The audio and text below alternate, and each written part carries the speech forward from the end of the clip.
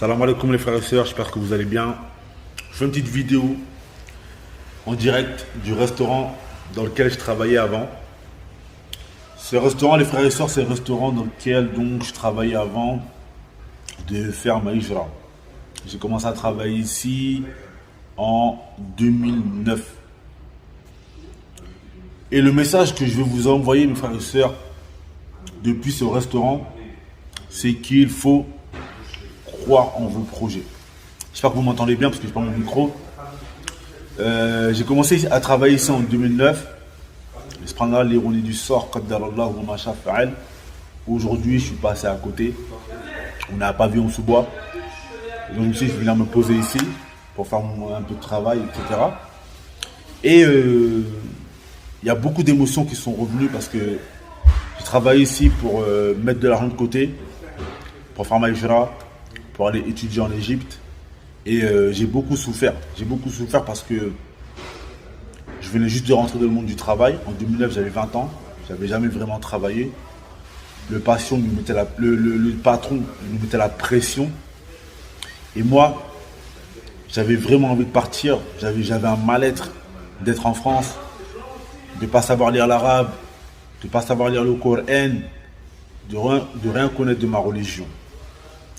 Donc, alhamdoulilah, aujourd'hui, on est en 2022, je crois, ça fait 13 ans après environ. Hein. Alhamdoulilah, je repasse ici à côté. Allah Azzawajal m'a facilité, maintenant je parle arabe, maintenant je comprends mieux le Coran, etc.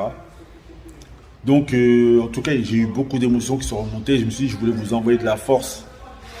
C'est vrai que beaucoup de frères et de sœurs, je sais, ils m'envoient souvent des messages qui vivent des périodes de mal-être parce que voilà, ils veulent faire la hijra, etc.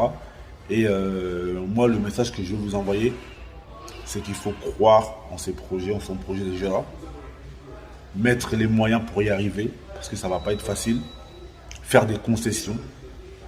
En travaillant ici, j'ai dû faire énormément de concessions. Je ne voyais plus ma femme, parce que je travaillais 12 heures par jour. Je ne voyais plus ma famille. Hein, c'était du 12 heures, 13 heures par jour. Je ne voyais plus personne. J'ai pris du poids parce que tu manges la malbouffe, etc.